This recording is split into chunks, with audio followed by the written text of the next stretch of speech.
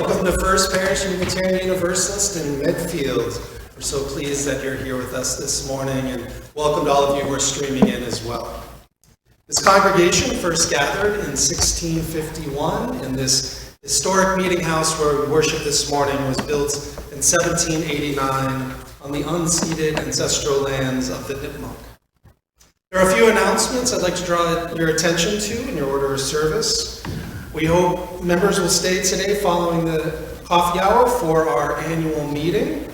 And also next Sunday, following the worship service, we will be having a potluck lunch, and you all received a sign up for that in your email. So hope you'll join us for that as well.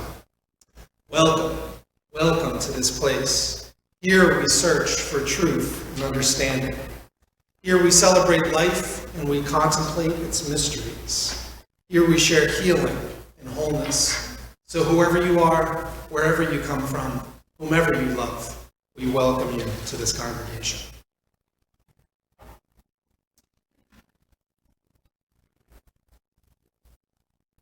This light unites us. This light unites us with our neighbors, our friends, and our enemies. Most importantly, this light unites us within ourselves, our hearts, our souls, our spirits. This light unites us.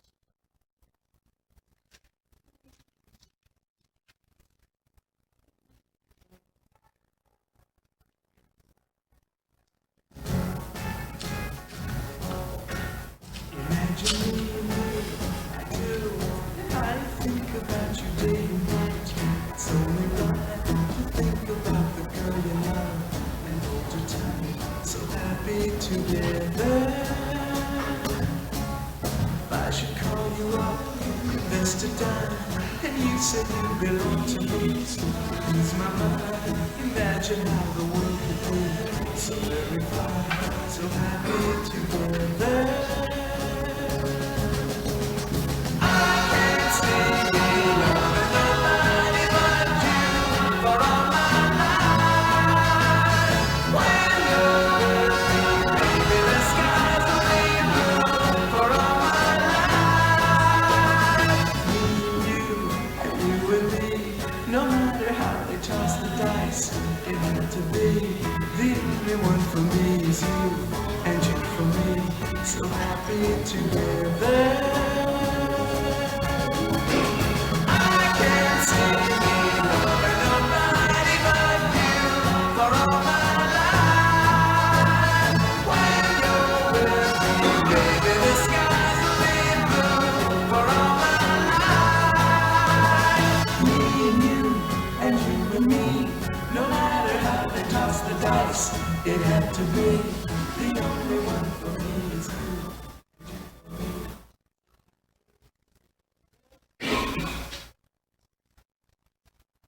You're here this morning to recognize the completion of your program of study for this coming of age service, and to celebrate with you the faith you have come to accept through this year of questioning and of investigating.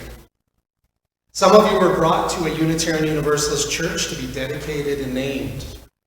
At that ceremony, we gave thanks for the miracle of your new life. Your parents affirmed their sacred responsibility to you.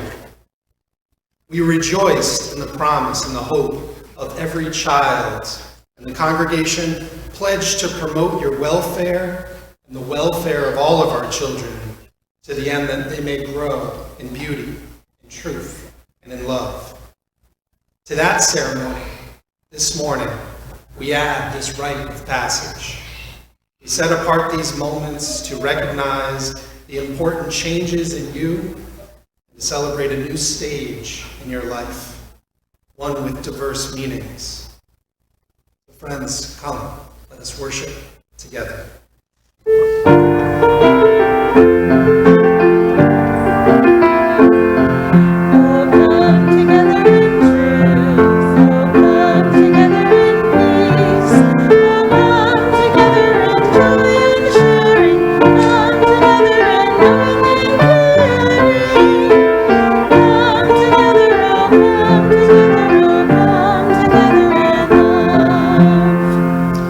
Rise and body are in spirit for our opening hymn, When I First first came in, written by our very own Eva Kendrick.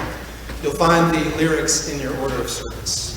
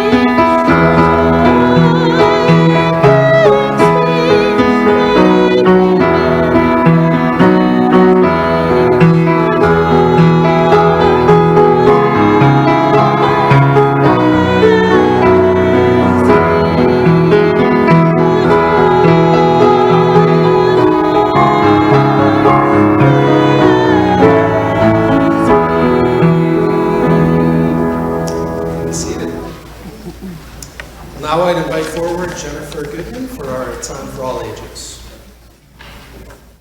And for all of those we've lost recently or long ago, I'll now light our candle of remembrance.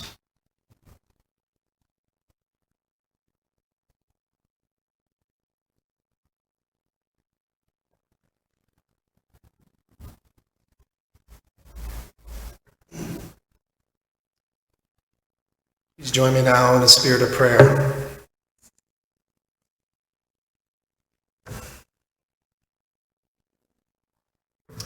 Spirit of love, great mystery of the universe,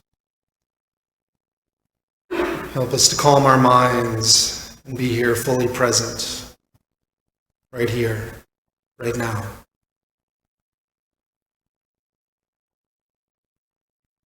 This morning our hearts are so full.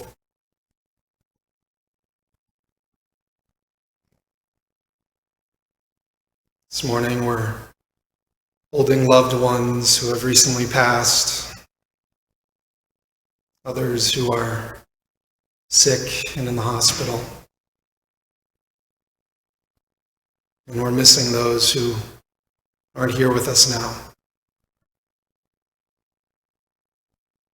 Let's hold all of them in our hearts. This morning we also are mindful of all the joys and celebrations in our lives, graduations and rites of passage. There's so much to be thankful for as well.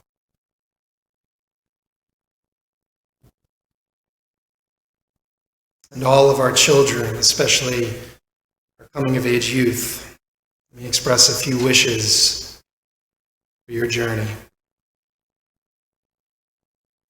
We wish for you a storm or two so that you may enjoy the calm. We wish for you tranquility in times of trial. We wish for you a cool breeze on a warm day, and pale white clouds that you may better appreciate the blueness of the sky. We wish you darkness, that you may see the stars. We wish for you anticipation of high adventure. And we wish you the courage to avoid battle. We wish for you a sense of wonder and poetry and music and art. We wish for you a friend who will understand you, an understanding so that you may have a friend. We wish that you may become all that you wish to be and more than you hope that you could be. We wish for you a flower to smell, a hand to touch, a voice to cheer, a heart to gladden. And we wish for you someone to love as we love you.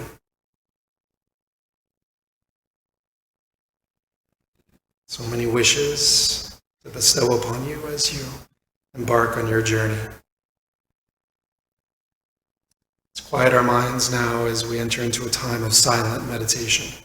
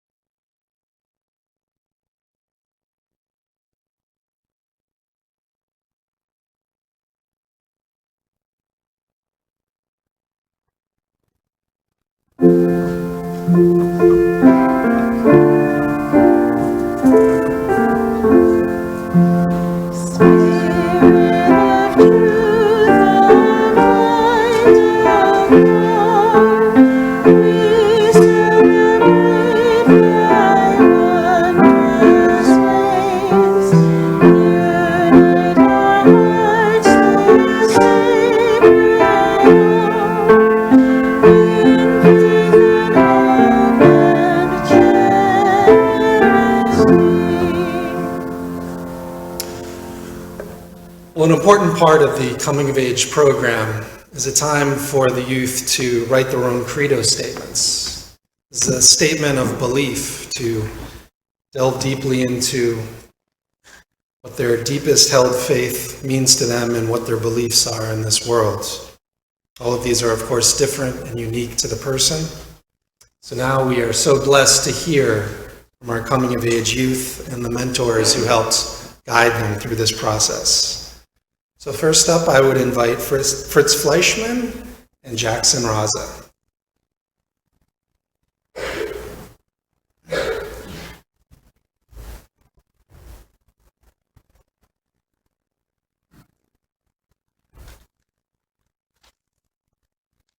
Good morning. It was an honor to be asked to be Jackson's mentor, and it has been a pleasure getting to know him a little bit. I would be pretentious if I said that I do know him. What I do know is that this is a smart and serious young man, yet with a subtle sense of humor, wide awake to the world and its manifold ironies, determined to make a difference. He loves his family and his community. He's a passionate tennis player and a historian in the making, a committed UU, and someone of whom his family and this congregation can and will be proud of. I give you Jackson Raza.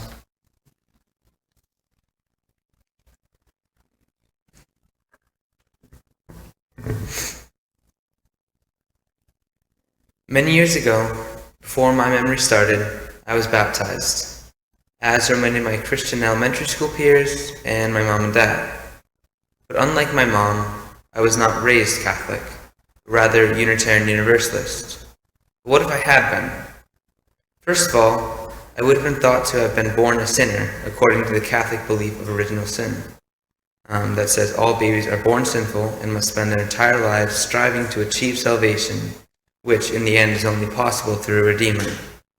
Personally, I don't think babies are that bad, but maybe I would have thought differently if I had been raised Christian.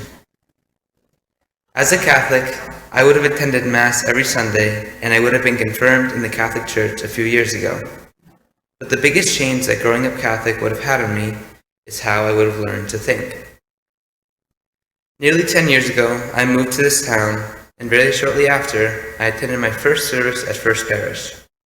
I don't exactly remember my first time coming here, but I have a vague memory of my first RE class. Mostly, I remember being pretty nervous as I was a little kid in an unfamiliar place with unfamiliar people. We were in the downstairs area of the U House, and the class was taught by someone named Allison, whom some of you may remember as she left just a couple of years after I started there.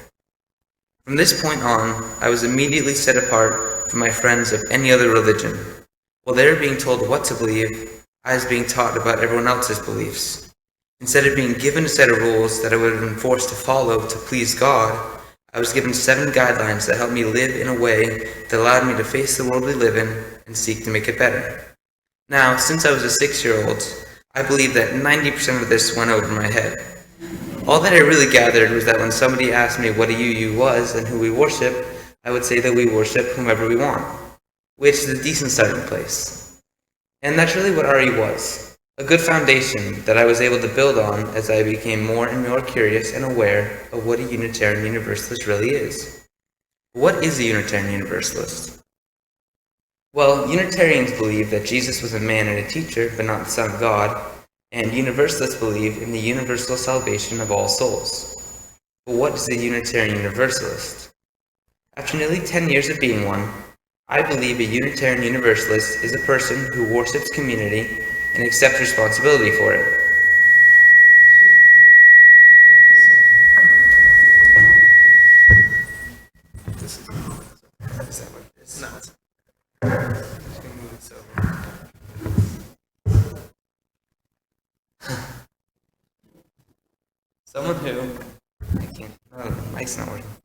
Someone who, rather than attending services to hide from the world, seeks to understand and better that world.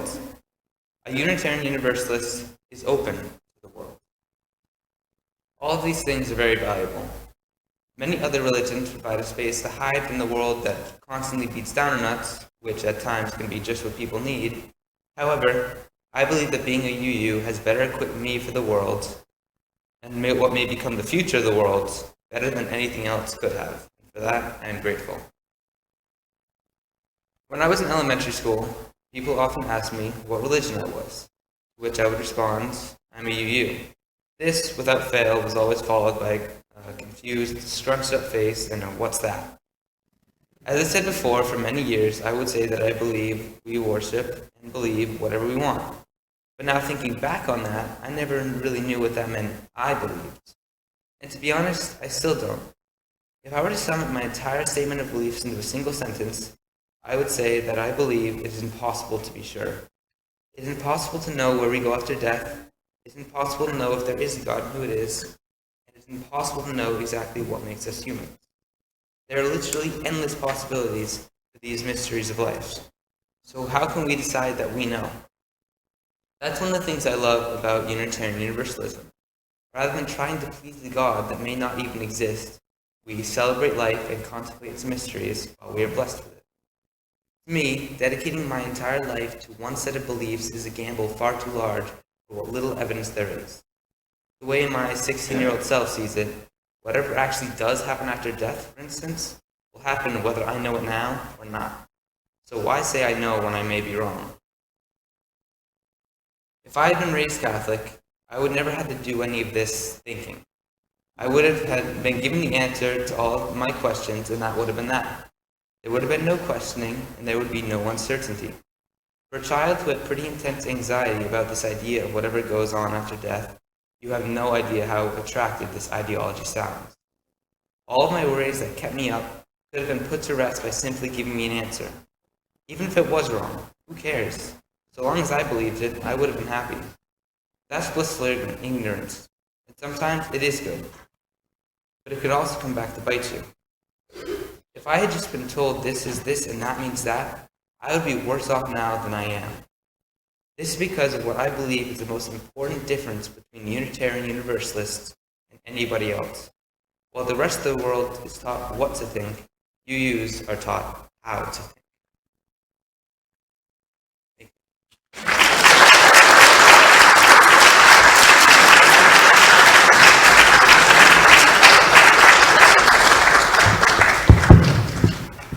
Thank you, that was wonderful. And it sounds like our microphone is working again, so this is good too. All right, well, next up, I'd invite Sarah Zatoli and William Russell.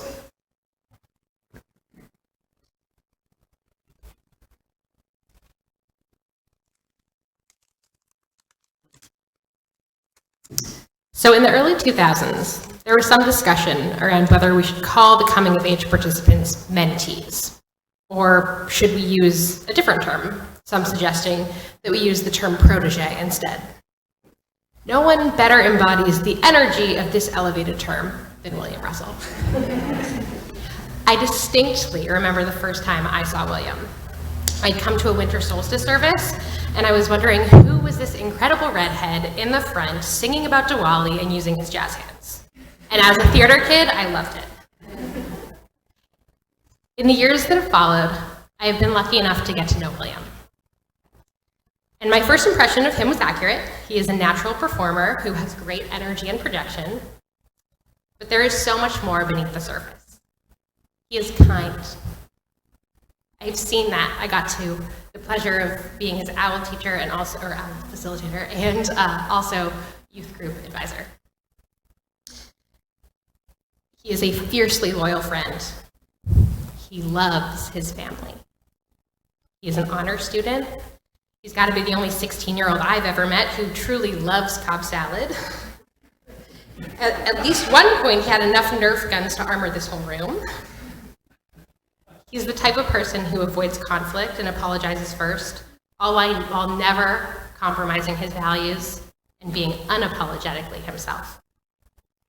It was an honor to serve as his mentor, just as it is an honor to introduce him to you right now. So, without further ado, my protege, William Russell. Good morning, everybody. I don't know how I'm supposed to follow that or that, but I'll try. So, I've been thinking a lot recently about what route I could take with my time today. I mean, how can I put into words everything I feel and everything that makes up the way I want to live my life? Then, I realized, with the help of my wonderful mentor, that this doesn't have to be an all-encompassing statement that I'll rigidly follow for the rest of my life. All it has to be is a reflection on how I feel about my life and the course I want to take. I think this fall would be a good place to start. So, here goes. I began this school year in a not-so-great place. My family and I experienced a lot of loss over the summer, and I was going through a lot of my own stuff. I don't really remember a lot about the start of the year beyond the stress, exhaustion, and a decreasing will to keep going. Despite this, I had people who were there for me and helped me stay afloat. As the year went on, I took on more and more extracurriculars, which brought more and more stress, but also brought new and wonderful people into my life. People who, to quote a group chat text from earlier this week, would turn the Geneva Convention into a checklist if I said so. Not only did new people come into my life, but the relationships I had with others also evolved. I began to realize just how much it meant to me to be surrounded by the people that I loved, to be able to support them unconditionally, and to help them whenever I could. Now, I've always been a bit of a people pleaser, but this was different. I realized that making the people I cared about happy made me happy, and taking care of them was a form of taking care of myself. A bit of a novel example of this happened earlier this week. My girlfriend was having a rough day, and I wanted to cheer her up, so I was going to get her Dunkin' Donuts. The only problem was that school ended in 10 minutes. Dunkin' is half a mile away from my school. It was 90 degrees out, and I couldn't miss my bus. Despite this, I wanted to make the person that I cared about happy. So I ran the mile round trip to Dunkin' and made it back in less than 7 minutes, all to cheer up my girlfriend. I was happy to do it, and the smile that it put on her face was enough to make me forget that I was drenched in sweat and mildly out of breath. The reason I tell you this is to provide an example of how much helping people who I care about means to me. It's also one of the many reasons I love performing. Theater allows me to help people escape from their normal lives and enjoy a performance. Being on stage and performing is something that I want to do for the rest of my life, and I love that it also allows me to help people in some small way. Hearing the audience laugh or chuckle is one of the most amazing feelings I have ever experienced.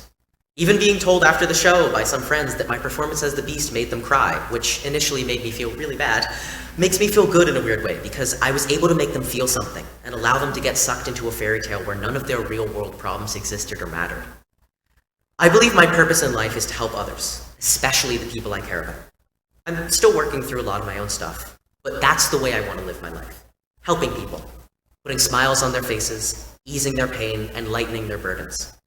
No matter what happens, and what course my life takes, whether I make it to Broadway or just do recreational theater for the rest of my life while working a normal 9 to 5, I know that helping the people I care about and striving to deserve their love and support is what I'm meant to do.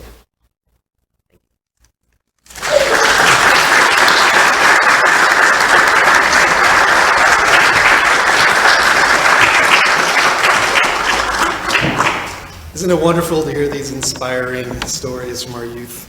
There will be more, but in the meantime, now we're going to pause and think about this congregation that we love and that we help take care of. So to that end, the morning offering will now be given and gratefully received.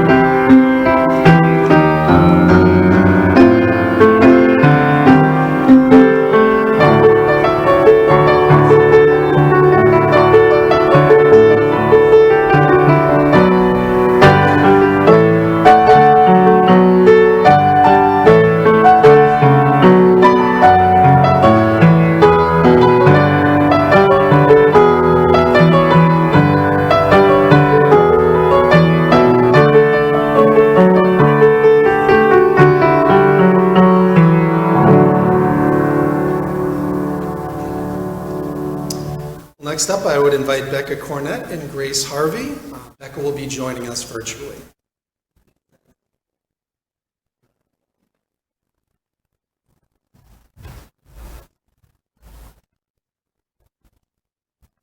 Is Becca there? I am. Good morning. Good morning. Can you hear me? So I know So I've Grace met Grace for many years, watching her grow up. watching her grow up at First Family. I got to know her better during Neighbor Faith. She was an extremely active participant, despite the program having to be virtual. I was so honored to learn as a great mentor. Despite my super busy schedule, that I'm not there in person.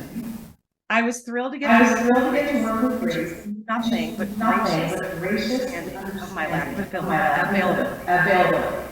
Over dinners and grilled to car, we had many deep conversations I would have had maturity for. We talked about belief in God, reincarnation, organized religion in general, honesty and trust, being open-minded, the changes needed in the world, the thorniness of the first principle, the inherent worth and dignity of each person. How do we apply this to truly evil people? Do they have inherent worth and dignity too? Grace was consistently open to all these big questions. Sometimes she was able to answer right away, and sometimes she needed time to process. Other times, like the famous trolley, the answer wasn't at all clear. And often her thoughts changed from 1 month to the next. We talked about the importance of her statement of belief, reflecting what she feels right now, today, this morning. It could change tomorrow, or even this afternoon.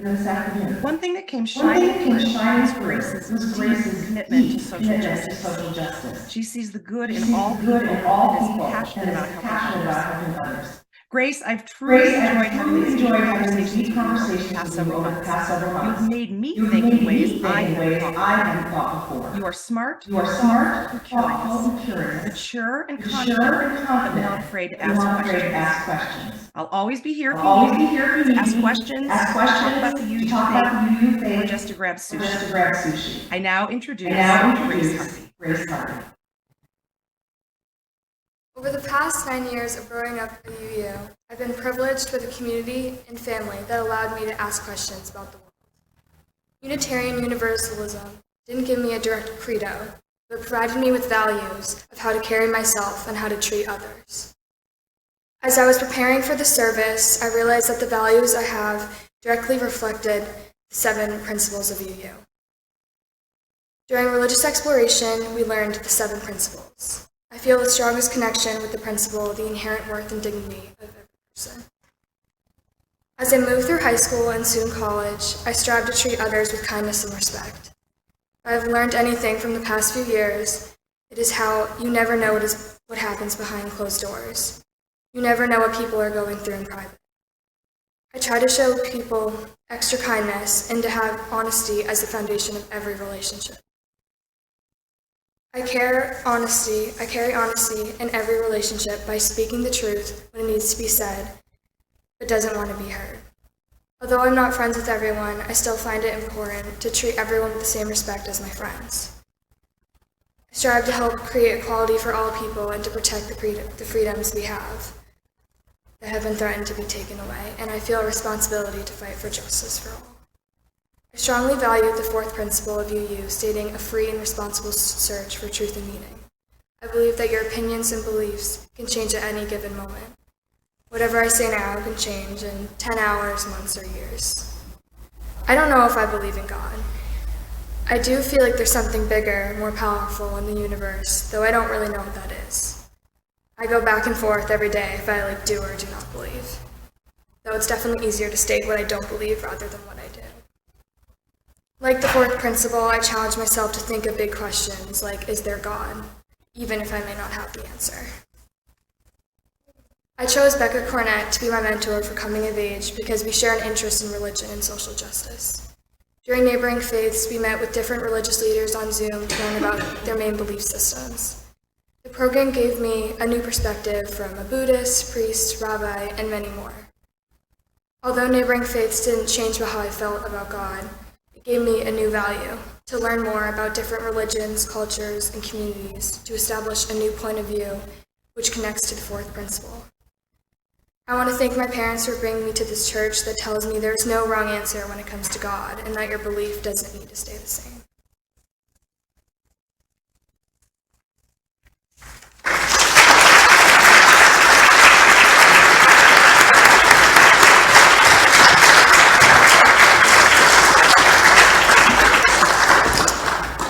Please rise in body or in spirit for our next hymn, For the Beauty of the Earth, which is number 21 in your gray hymn.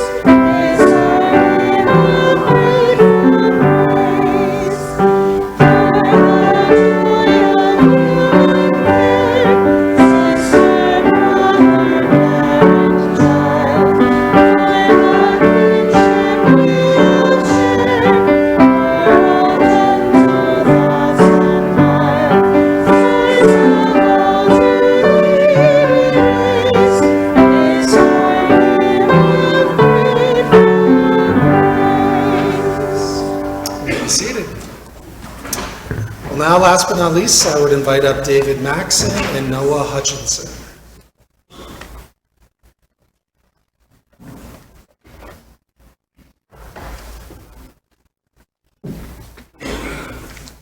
Well, before I get to Noah, let me just say that this group of 4 young people is awesome. Just watching them wrestle with these questions of life, the universe, and everything. And their very thoughtful approach to the topic.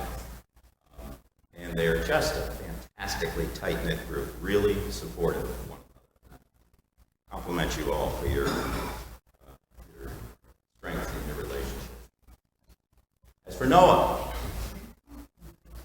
look at my notes. Many of you haven't had the pleasure of meeting Noah yet. He's my neighbor. Noah is a generous young man. He's always ready and willing to help. He also has an artistic streak. He sings in the choral music groups at Medfield High School. Though when I think of Noah, sometimes I am reminded of Ferris Bueller.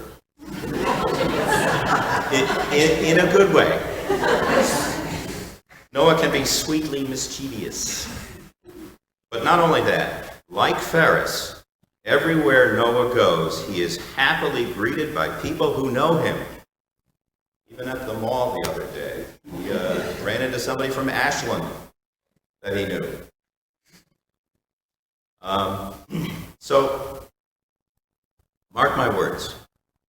Noah is tough, but he's not dumb. He plays rugby. He's broken more bones in his young life than I have in my entire life.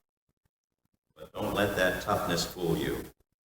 He's a made member of that secret cabal known as the National Honor Society.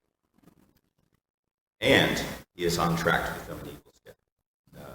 It is my pleasure to have worked with Noah, to develop his thoughts and put them to writing. And please welcome Noah to our house.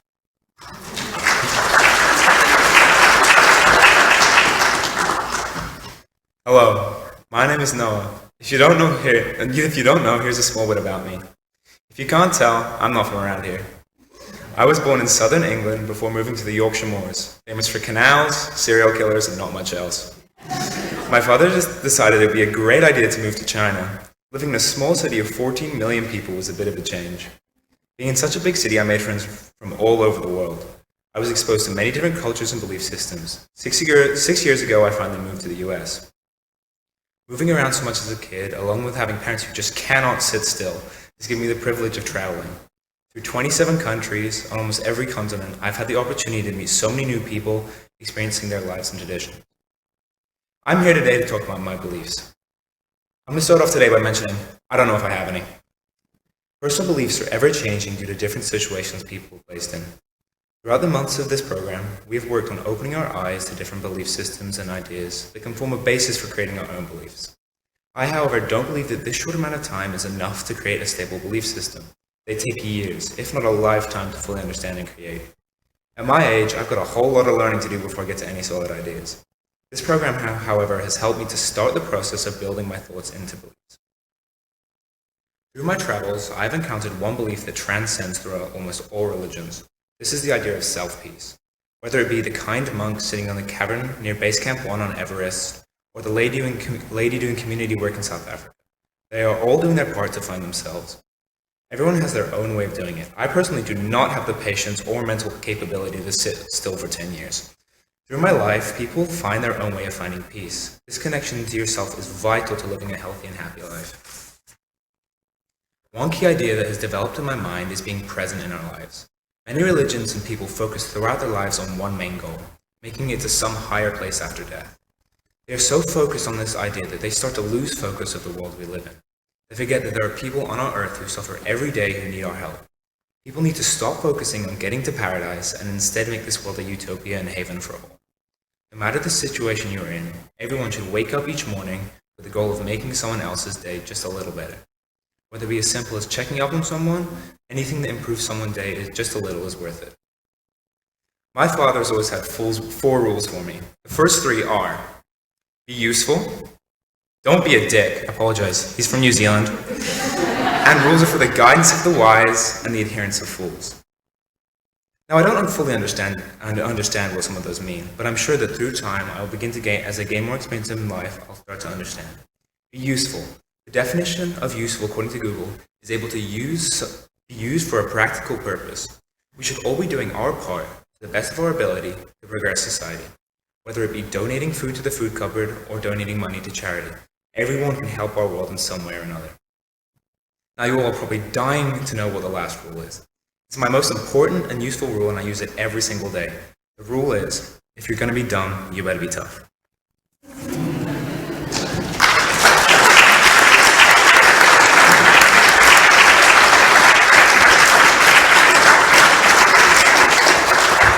Let's hear it again for all of our coming of age leaders.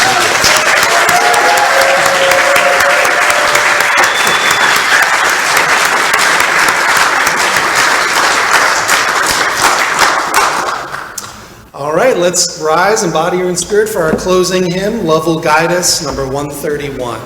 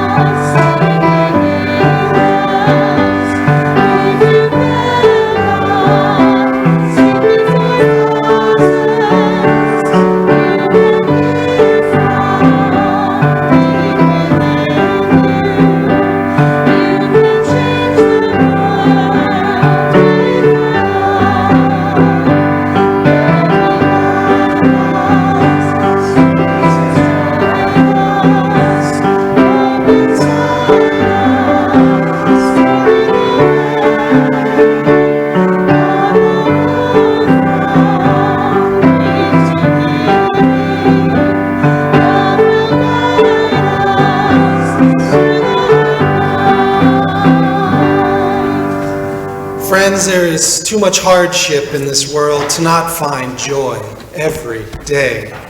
There's too much injustice in the world to not right the imbalance every day. There is too much pain in this world to not heal every day. Each one of us ministers to a weary world. Let us go forth now and do that which calls us to make this world a bit more loving, a bit more compassionate, and a bit more filled with the grace of the divine presence every day. Go in peace.